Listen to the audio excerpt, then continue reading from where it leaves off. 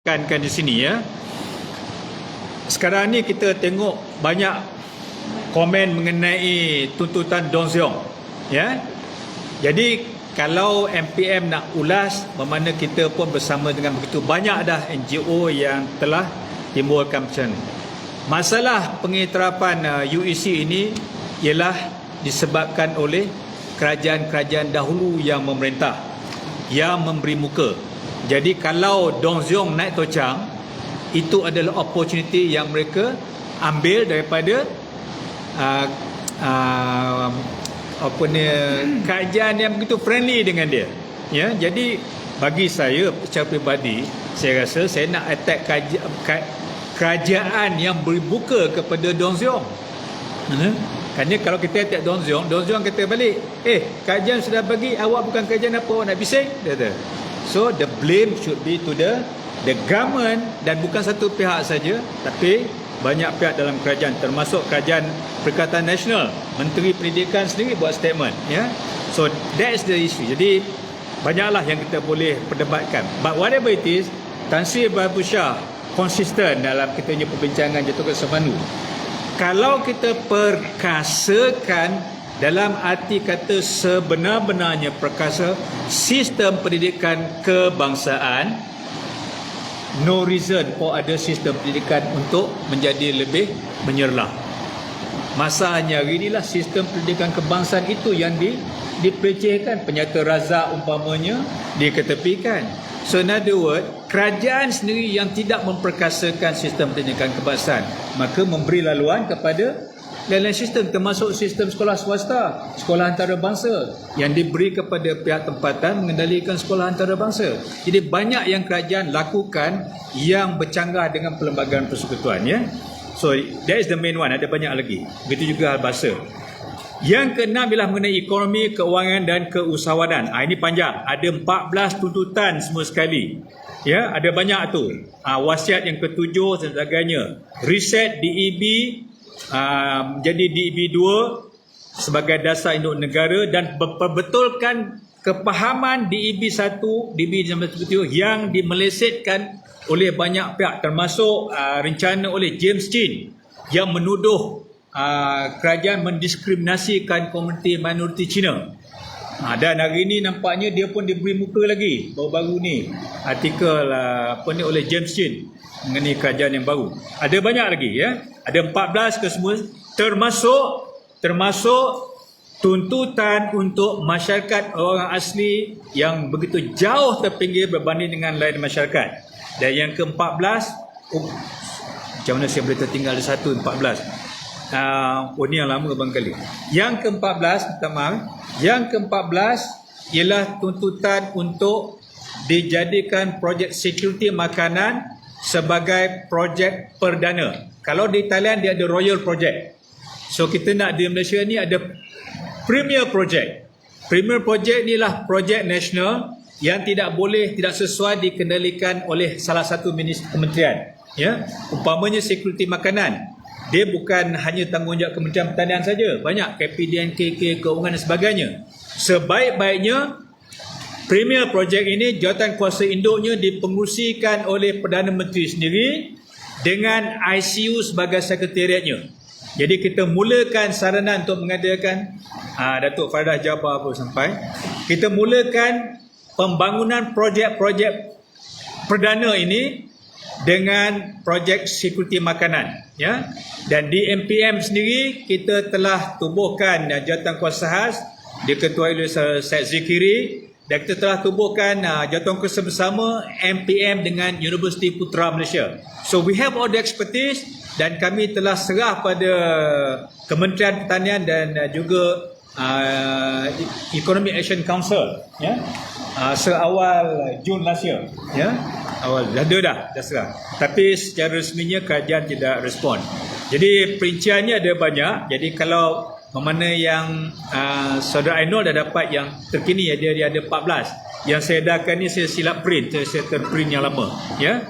Itu tambahan. Mengenai keselamatan, pertahanan dan ketenteraman awam, MPM mengemukakan 8 tuntutan ya. Termasuk yang pertama itulah wasiat Raja-Raja Melayu Wasiat yang ketiga, wasiat Raja-Raja Melayu menyatakan, bagi menjaga kamu dan bagi melindungi anak cucu kamu serta hak milik kamu, kami tubuhkan Regimen Askar Melayu selain untuk membenteras kekacauan dalam negara dan ancaman di luar negara. Ya, MPM mendapati wasiat ini mula diabaikan oleh kerajaan dan Raja-Raja Melayu. Barangkali mereka terlepas pandang. Maka wajib diperingatkan bagi pastikan RAMD iaitu Regimen Askar Melayu Diraja kembali menjadi pasukan tentera paling perkasa dalam semua bidang pertahanan, bukan hanya infanteri saja, ya. Ada banyak lagi, termasuk memperkenalkan semula ISA dan menguatkuasakan sepenuhnya Akta Hasutan, memperkasakan semua institusi keselamatan, memperkasakan semua institusi pertahanan, memperkasakan jabatan imigresen yang selalu bolos, mengiktiraf program Palapis dan semua pasukan beruniform di Universiti Uniform Sukarela sebagai institusi pertahanan ataupun keselamatan ketiga, mengiktiraf dan menginstitusikan Dunia Persilatan Melayu sebagai institusi pertahanan keselamatan keempat. Dato' Jaafar is salah seorang daripada penggiat dalam seni persilatan. Mengenai domain ke-8 iaitu kesihatan dan well-being, ya. MPM mengemukakan 4 tuntutan akta dan prosedur penjagaan dan pengurusan fasiliti dan kemudahan kesihatan awam, ya. Dasar Majlis Vaksin Negara, perkongsian tanggungjawab awam swasta dalam bidang kesihatan tatkala bencana ataupun darurat seperti mana COVID yang baru berlaku, ya. Mengenai pembangunan insan dan komuniti madani, ya, kami mengukuhkan 3 tuntutan, dan dalam keadaan semasa dan melihat kepada polarisasi kaum yang makin ketara dan makin serius, ya, walaupun tuntutan hanya 3, tapi tuntutan kami wajib kerajaan beri perhatian yang secukup serius, terutama yang kedua iaitu perkasakan kembali program rukun negara. Ya? Oh bukan, kembali program rukun tetangga, ya. Yang suatu ketika dahulu begitu aktif, ya, sekarang ni tak ada dah, tinggal di signage je, ya. Dan program National Service. National Service ini sebenarnya dulu pernah kami syorkan, tetapi kerajaan terdahulu tukar jadi PLKN. So become a paid holiday untuk budak lepas sekolah, ya. It is wrong. Kalau kita perhatikan program National Service di Singapura dan di Korea Selatan, ada di antara 2 National Service program yang begitu berjaya membina jati diri dan kepribadian generasi muda. This is what we need at the moment. Dan di Indonesia pula mereka melaksanakan program Revolusi Mental Nasional yang dilancarkan pada 14 Ogos 2015 yang kita boleh lihat hasil kejayaannya pada hari ini, ya. Sebenarnya program Revolusi Mental di Indonesia ilham tu pertama kali diutarakan oleh Presiden yang pertama Soekarno, dan di Malaysia semasa pelaksanaan DEB. Sepatutnya program Revolusi Mental jadi kembar kepada DEB. Kerana DEB Physical Development. So Revolusi Mental is Social and Mental Development. Tapi tidak menjadi, ya. Now, mengenai pemeliharaan alam sekitar dan pengurusan sumber asli, 3 ini kami berpendapat amat penting diberi perhatian. Yang pertama ialah pengurusan sumber air. Yang kedua, pembangunan sumber asli yang banyak diceroboh dan dicuri sejak kebelakangan ini. Dan yang ketiga, kelestarian serta anti pencemaran seperti berlakunya banjir dan begitu kerap, ya. Dan mengenai tanah simpanan Melayu yang biro yang dipengerusikan oleh Cik Heng, kami mengemukakan 5 tuntutan. Yang pertama ialah mengenai wasiat Raja-Raja Melayu sendiri. Dan yang kelima itu, yang ini kami amat terkilan kerana telah banyak kali kami desak MARA yang ada akta khusus yang membolehkan MARA menjadi agensi pembangunan tanah simpanan Melayu, tapi sehingga hari ini MARA dah berusia 66 tahun, tak terbuka langsung pintu hati baik Majlis MARA maupun pengurusan MARA untuk mengambil tindakan. Ini kami tak boleh nak salahkan sesiapa lagi. Ini ialah salah MARA, sepenuhnya. They must take the blame. Very strong statement daripada MPM. We are pointing the fingers direct to MARA. Kalau tak boleh buat juga, get out semua sekali. You know? Perlembagaan dan perundangan dalam banyak-banyak domain tadi telah ada cadangan akta dan sebagainya, tetapi bagi biro ini ada satu yang kami telah randaukan dan telah adakan pinjangan banyak kali, ialah ancaman ada usaha di pihak judiciary untuk melaksanakan basic structure domain mengikut acuan negara lain, ya, doktrin, ya. Jadi ini mengikut acuan negara lain. Walhal beberapa ketua hakim negara sebelum ini, termasuk almarhum Sultan Azlan Shah sendiri semasa baginda menjadi CJ, telah menolak doktrin ini. Tetapi sekarang ni nampaknya dikembalikan, dan dengan pelaksanaan doktrin ini maka dia sekaligus mengenepikan sistem mahkamah syariah. Ini teramat bahaya, ya, dan kerajaan mesti segera mengambil tindakan menghalang judiciary system daripada mengatasi legislative system dalam negara, ya. Yang ke-13 ialah hak asasi dan hubungan luar negara. Dua ini kami tuntut. Pertamanya, kita mesti mempertahankan prinsip dasar hak asasi yang Islamik, kerana agama Islam adalah agama persekutuan. Yang kedua, kita mesti menghalang campur tangan asing dari membawa sistem nilai budaya hak asasi mereka untuk ditelan ataupun diterima oleh negara ini. Contohnya ialah ICERT, ya.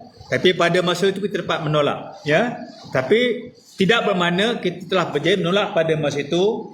Kerajaan telah menolak campur tangan asing dalam penentuan acuan hak asasi manusia, ya. Begitu juga dengan Suhakam. Alhamdulillah sekarang kita telah mendapat pengurusi Suhakam yang baru yang lebih memahami perkara ini. Jadi rakan-rakan media sekalian, ya, inilah dia tuntutan yang MPM kemukakan. Kalau nak dikatakan yang mana satu yang sebenarnya yang paling penting, 62 itu sama dan setara pentingnya, ya. Tidak boleh kita angkat satu. Itu sebab bila saya berusaha dengan saya minta sediakan buat video klip supaya tiap-tiap pertuntutan tu jadi isu sendiri, ya. Dan di pihak MPM sendiri, ya, kesemua pengurusi biro akan kami pertanggungjawabkan untuk mengikuti kemajuan ataupun perkembangan di pihak kerajaan sejauh mana kerajaan mengambil kira dan mengambil tindakan kepada tuntutan yang dikemukakan. Jadi kebanyakan pengurusi biro pun ada bersama. Itu menjadi tanggungjawab mereka selepas ini untuk pastikan tuntutan ini tidak sejuk ataupun tidak diketepikan ataupun tidak mati begitu saja, ya. So, jadi lepas daripada sidang media ini, saya rasa tugas setiap pengurusi biro jauh lebih berat daripada tugas saya yang menyampaikan menyampaikan sidang media ini, ya. Ceheng, Tanah Simpan Melayu, Prof. Ahmad, Alam Sekitar, semua sekali. Begitu juga Datuk Yusof dengan Datuk Ahmad Syarifuddin mengenai dasar induk negara. So, jadi mereka ni ialah akan push. But in the absence of Tun Hanif dengan Tan Sri Abuzar atas sebab keuzuran, jadi tugas di peringkat Jawatankuasa Pengandu digalas oleh Profesor Datuk Dr. Zainal Keling, ya. Jadi kami akan memikul tanggungjawab ini. Jadi kalau kerajaan perpaduan panggil kami, insya-Allah bila-bila masa sahaja kami bersedia untuk mengadakan perbincangan dan memperjelaskan perincian kepada memorandum ini. Sekian dahulu dari saya, dan saya bukakan sebarang pertanyaan daripada pihak media, dan begitu juga saya mohon rakan-rakan saya untuk sama-sama chip in mana-mana perkara yang barangkali saya ada dalam ini tapi saya terlepas pandang. Terima kasih.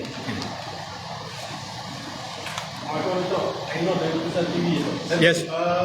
Daripada domain yang Datuk bagi ni, saya kira kita dah lama dalam MPM dengan bijak, daripada bentuk tuntutan yang Datuk dan juga rakan-rakan MPM. Tinggal lagi. Terima kasih, ya.